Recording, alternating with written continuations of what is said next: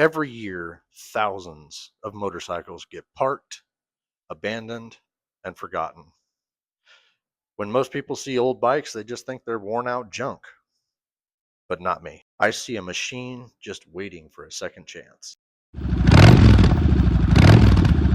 I want to introduce myself formally. Hi, I'm Ridez.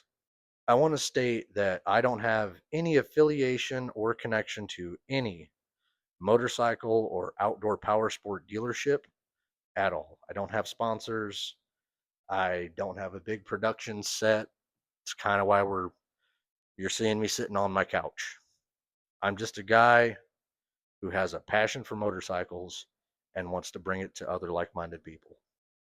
I didn't grow up around motorcycles. As a matter of fact, I didn't grow up around motorcycles or ATVs or dirt bikes or anything of that kind of sort. I grew up around playing football and going golfing. That was how I grew up. But after I graduated and I kind of found my own path, I became an automotive technician, and it led me down the path of where I'm at now, which is working on motorcycles. I will say the one person who got me into motorcycles was my stepdad.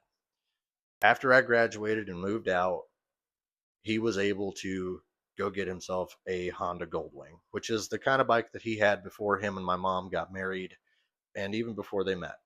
So that was kind of my first introduction into motorcycles. But my real first introduction to motorcycles was a 2002 Harley Davidson V-Rod.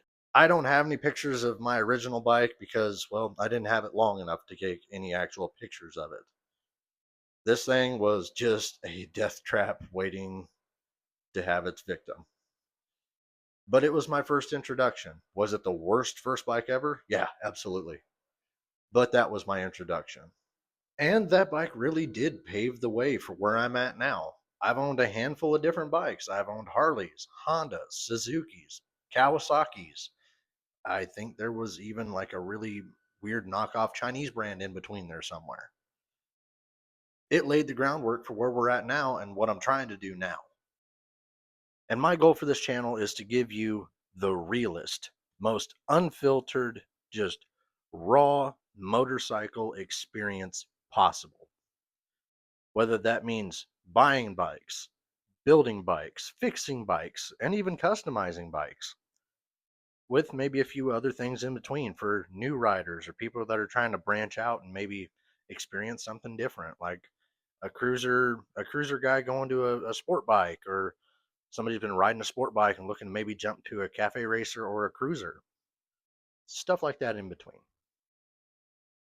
Now, I know you're asking right now, Rides, why old bikes? Why non-running bikes?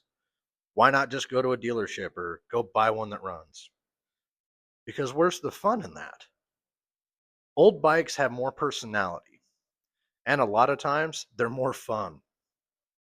For example, we went and bought a 1992 Vulcan 88, and it was featured on this channel prior to this video. And in that video, we fixed my truck, went and picked it up, we diagged it, and we got it running. There's a story. There's something that connects you to it. That's what makes old bikes cool. Yeah, you can go to the dealership, you can buy one off the showroom floor, and then you're making memories by riding it. But wouldn't you rather say, yeah, I bought this non-running, and now look where it's at. It runs, it rides, it's customized, it's cool. It's a part of me. That's why I pick older bikes. Now, Rides, what makes you different? What makes you special? Well, for starters, I'm limited by my actual budget from my day job, which means I keep it real. That means when I buy things or when I do things, I do it economically, I do it affordably, and I do the best bang for my buck. Which, if I had to imagine, there's probably about 90% of the people watching this video right now. That's what makes me different. Also, you've seen all over my apartment.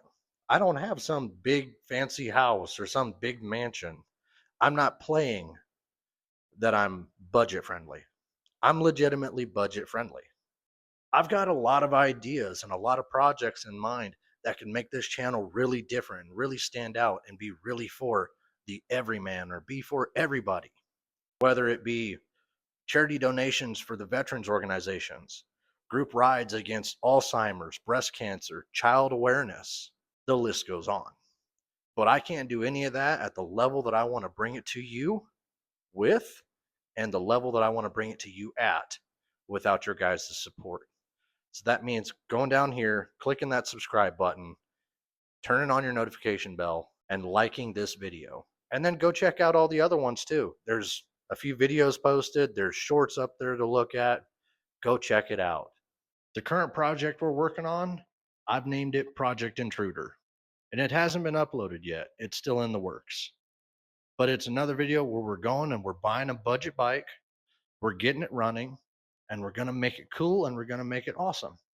So if that kind of content's something that you want to see, then stick around and be a part of the Ride Syndicate. Be a part of something that makes a difference. I'm going to end this video by saying this. Motorcycles to me aren't just a form of transportation.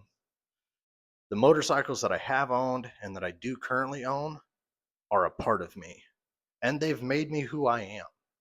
Not because I think I'm a badass because I ride bikes, but because of the stories and the people that I've met through riding motorcycles.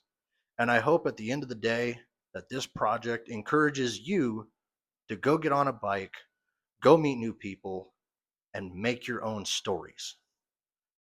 As always, I'm Rides. Keep it 2 wheels down, and Rides out. From the roads now I'm calling my land.